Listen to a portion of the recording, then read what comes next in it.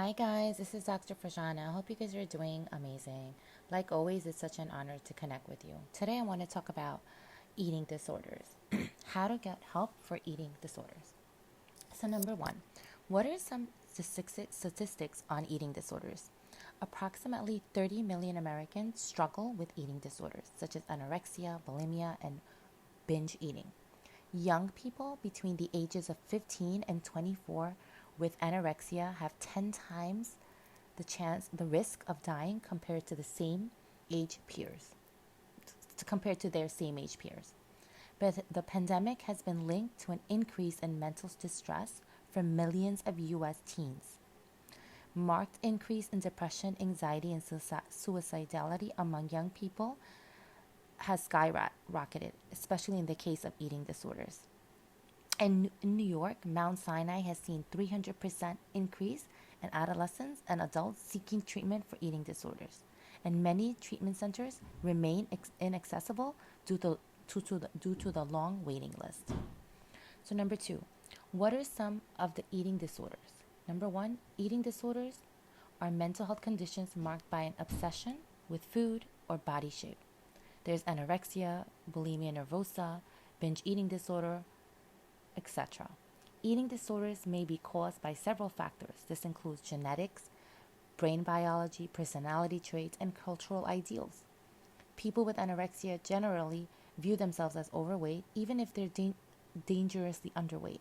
They tend to constantly monitor their weight, avoid eating certain types of foods, and severely restrict their calories.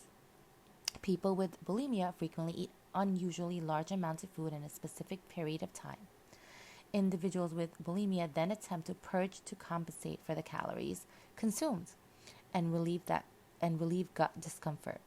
Common purging behaviors include forced vomiting, fasting, laxatives, uh, excessive exercise, and so on. What are the signs? Extreme dieting or fasting, loss of control, eating, abuse of diet pills, abuse of laxatives, abuse of muscle building drugs, self induced vomiting, dangerous use of diuretics, binge eating. What are the levels of care? Treatment really depends on your eating disorder and symptoms, but it's typically a combination of psychotherapy, nutrition education, and if needed, medications. It may include outpatient treatment, partial hospitalization, inpatient, and there are many support groups available for families and the individual as well, particularly. What do you so next? What do you think? What do you think may be contributing to the increase in eating disorders amongst youth? The pandemic, number one, social media, filters, culturally accepted ideals of thinness, TV shows. Uh, also, instead of preventive, some teens start glorifying it, right? So instead of preventing it, some teens start glorifying it. It's a trend sometimes. They want to be part of a trend. Weight shaming by family members also contributes to it. In certain cultures, it's a way of greeting each other. Oh, you gained weight. Oh, you got skinny. And it's unfortunate, but it's a lot of realities in certain cultures. Like, this is the way aunts and uncles greet you. Uh, Again, this is not to blame family members, but to raise awareness that, hey, like, really, it really affects youth. It really affects a lot of people, particularly youth. Weight-related comments are extremely detrimental to youth growing in a society highly defined by image. Furthermore, another contributor is that many eating disorders go undetected in families. Some individuals may be using negative eating patterns as a coping mechanisms, such as self-soothing, sense of release, self-harming, or a way to have a sense of control over their lives. Did you know that empirical studies have shown that various family functionings are associated with unhealthy eating behaviors, such as excessive dependence on other family members, low flexibility, chaos in family, poor communication, and avoidance of conflict? So sometimes youth use that as a way to control their lives. And it's really important to seek help to really see what the underlying problem is the underlying problem is. And maybe it may not just be, oh, it's a trend, or it's, trying to fit into society's way of being at the moment. It could be something more underlying. Next, psychiatric comorbidity in individuals with an eating disorder is also common. Research demonstrates that 56 to 95% of individuals diagnosed with an eating disorder also receive a diagnosis for at least one more psychiatric diagnosis. The most common psychiatric comorbidities associated with eating disorders include mood disorders such as major depressive disorder, anxiety disorders, particularly OCD, and social anxiety disorders, PTSD, substance use disorders, sexual dysfunction, and self harm and suicide ideation. It's really, really important to understand these connections that also take place when eating disorders are involved. Make those connections. Next, what are some misconceptions related to eating disorders? Okay, so a big misconception is diet pills will save me. It will not. You will gain the weight back. According to studies, marketers of weight loss and dietary supplements industries are trying to sell these to vulnerable youths struggling with mental health distress and fears of weight gain during the pandemic. Social media platforms are advertising dietary supplements in high rates, and parents need to become aware of that.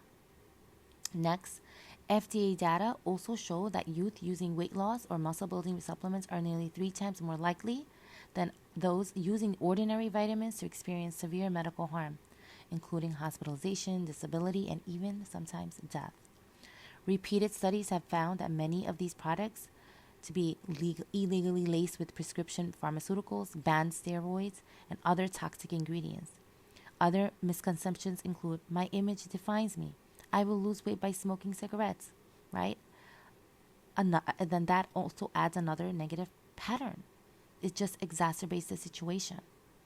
So, families, you really, really must be aware of what's going on with your youth, with your adolescents in the house, right? And then really have intellectual conversations with them versus emotional conversations, and say, hey, you know what this weight loss supplement might have that you're not aware of, these really toxic ingredients. Do you know that, yeah, I understand that you think that smoking will keep you thin, but do you know what the long-term effects? That's what you need. Again, having those intellectual conversations with them versus emotional, like, you can't do this. Next, what does a support system look like for a person with an eating disorder? Remember, it's not just one person. It takes a village, right, to get someone help. So it's a nutritionist, the medical doctor, support groups, gym membership, personal trainer, therapist to explore any underlying contributors, self-confidence building, school officials, hospital care, and medication if necessary. What are some struggles you may face on the way to recovery and possible solutions? Relapses. It becomes an addictive behavior. Negative reinforcement patterns develop. You stop purging, weight isn't lost right away, you continue the behavior to lose the weight.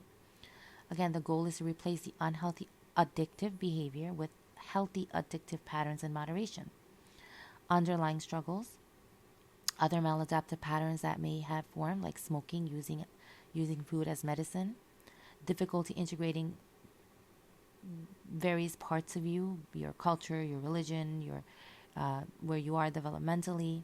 There's intergenerational gaps, meaning lack of validation and communication with parents. So that has to be looked, to be explored. That has to be explored.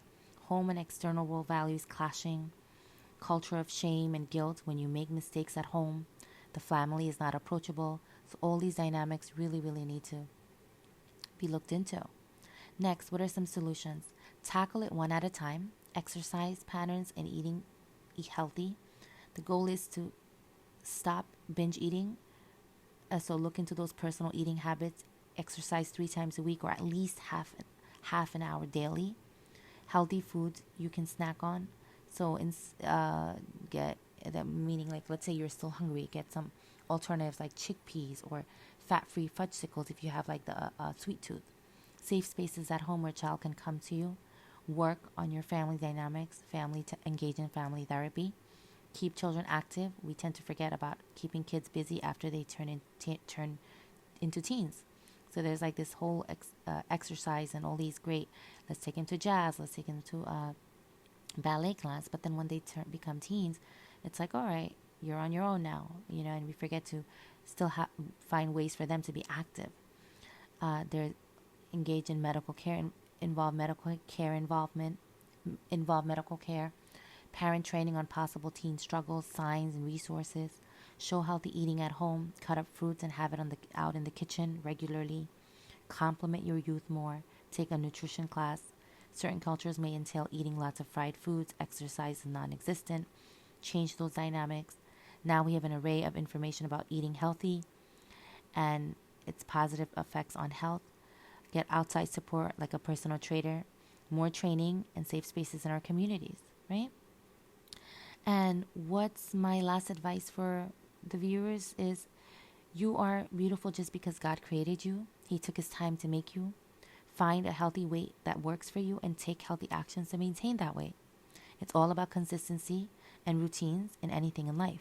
Eating disorders require treatment, and it may be damaging to the body if it's left untreated, and it can be damaging emotionally.